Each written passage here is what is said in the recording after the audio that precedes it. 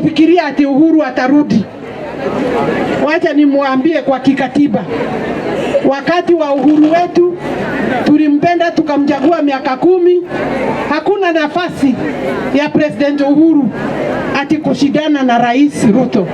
Hakuna nafasi kikatiba, hakuna nafasi kwa raia. Tunaheshimu Uhuru, sasa akae nyumbani na akaheana miario ya gututeithia na ya gutunyitithania, no sio siasa. Uhuru sahi should be a statesman.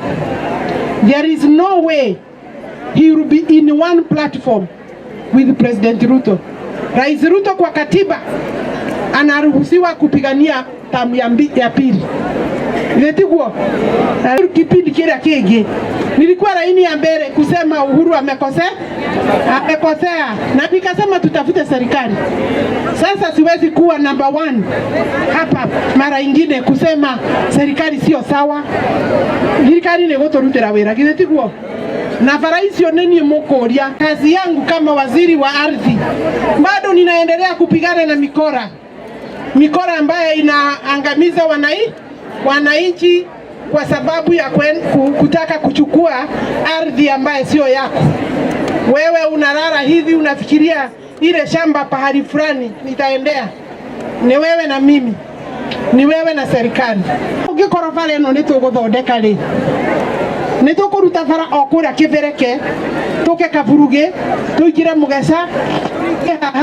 Hii barabara itafuka mpaka Gatito, ingine inatoka kule Ngudhuru iende mpaka Mukoe. Hii wengine hamjui ni wapi, kule mbele Mutito huko ufike nyoka. Hiyo ni kazi ya serikali. Halafu mseme ati niende na huku kutafuta wa Munyoro. Ni vizuri muelewe, hakuna mtu ambaye ako opposition ataleta maendeleo. Yule ambaye atasimamia kwa hakika. Hata Muheshi niliona anakimbia, tukitafuta barabara anakimbia, na sasa yeye nilisikia ako wa Munyoro. Ndiye nadhina nake no ni mathie marute wira wao na mareke thirikari irute wira. Todo angiambiriria kuhanyuka uguo twetha bara akahanyuka goka kwambiriria ati gutwika ni woreka atia, akambiriria ati gutwika niwe warehe ndego ituma thirikari imutigire. Angitigiro no arute, angirutigiro no arute. Koguo mwamuona mumwire atiriri amenye hariari.